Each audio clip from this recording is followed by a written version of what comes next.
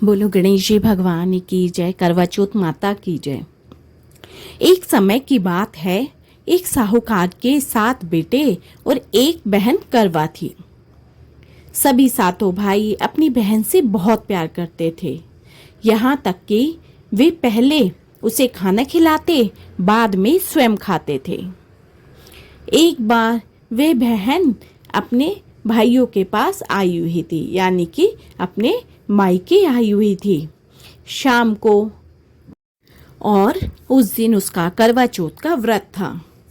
उस दिन शाम के समय जब भाई अपना व्यापार व्यवसाय बंद कर घर आए तो देखा उनकी बहन बहुत व्याकुल थी। सभी भाई खाना खाने बैठे और अपनी बहन से भी खाना खाने का आग्रह करने लगे, लेकिन बहन ने बताया कि आज उसका करवा चौथ का निर्जला व्रत है और वह खाना सिर्फ चंद्रमा को देखकर, उसे अर्घ देकर ही खा सकती है। क्योंकि चंद्रमा अभी नहीं निकला है, इसलिए वह भूख प्यास से व्याकुल हो उठी है, पर वह खाना तो चंद्रमा देखकर ही खाएगी। सबसे छोटे भाई को अपनी बहन की हालत देखी ना गई। अब भाई भी अपनी बहन को देख व्याकुल हो उठा और वह दूर पीपल के पेड़ पर एक दीपक जलाकर छलनी की ओट में रख देता है। दूर से देखने पर ऐसा प्रतीत होता है कि मानो चतुर्थी का चांद उदित हो रहा है। इसके बाद भाई अपनी बहन को बताता है कि चांद निकल आया है, तुम उसे अर्घ देने के बाद भोजन कर सकती हो।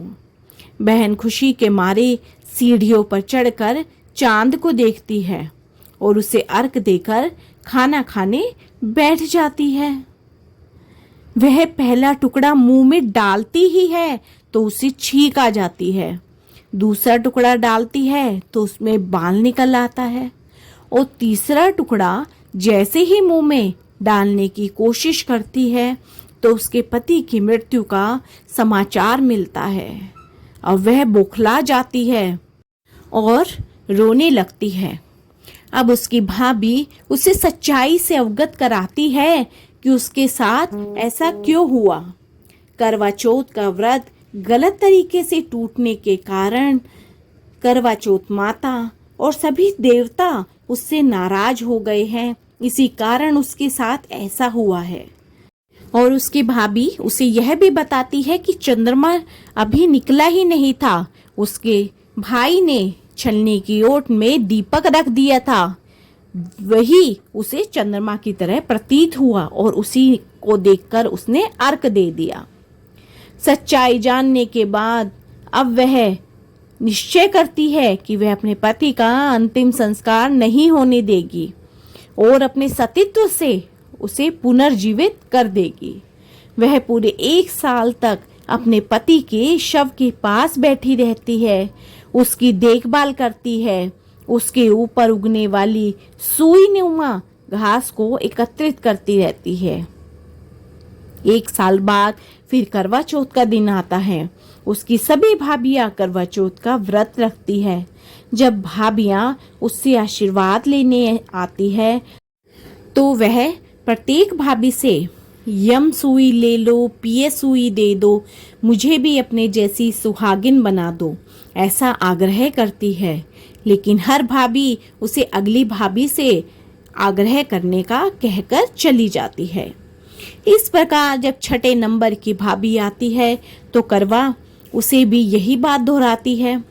यह भाभी उसे बताती है कि चूंकि सबसे छोटे भाई की वजह से उसका व्रत टूटा था, तो उसकी पत्नी में ही वह शक्ति है कि वह उसके पति को जीवित कर सकती है। इसलिए जब वह आए तो तुम उसे पकड़ लेना और जब तक वह तुम्हारे पति को जिंदा ना कर दे उसे मत छोड़ना। ऐसा कहकर वह चली जाती है। सबसे अंत में छोटी भाभी आती है। करवा उनसे भी सुहागिन बनने का आग्रह करती है, लेकिन वह टाल मटोली करने लगती है। इसे देख करवा उन्हें जोर से पकड़ लेती है और अपने सुहाग को जिंदा करने के लिए कहती है। भाभी उसे छुड़ाने के लिए नोचती है, खसोटती है, लेकिन करवा उसे नहीं छोड़ती। अंत में उसकी तपस्या को देख भाभी का दिल पसीज जाता है और अपनी छोटी उंगली को चीर कर उसमें से अमृत उसके पति के मुंह में डाल देती है। उस लड़की का पति तुरंत जय करवा माता जय श्री गणेश कहता हुआ उठ जाता है। इस प्रकार प्रभु की कृपा से उसकी छोटी भाभी के माध्यम से उस लड़की को अपना सुहाग वापस मिल जाता है। तो हे करवा माता, हे श्री गणेश, हे माँ गौरी, जिस प्रकार इस लड़की को अपना सुहाग वापस मिल गया, चिर सुहागन का वरदान मिला, ऐसे ही आप सब सुहागनों को चिर सुहागन का वरदान देना और सबके पति की लंबी आयु करना और पति का साथ हमेशा बनाए रखना। बोलो करवा चौथ माता की जय। इस कथा के साथ गणेश जी की कथा अवश्य सुननी चाहिए। तो अब हम करेंगे गणेश जी की कथा। बोलो गणेश जी भगवान की जय, शिव जी भगवान की जय, माँ पार्वती की जय। गणेश जी की इस कथा के अनुसार एक बुढ़िया माई थी जो मिट्टी के गणेश जी की पूजा करती थी। वो रोज मिट्टी के गणेश बनाए और वो रोज ही गल जाए। एक दिन एक सेठ का मकान बन रहा था।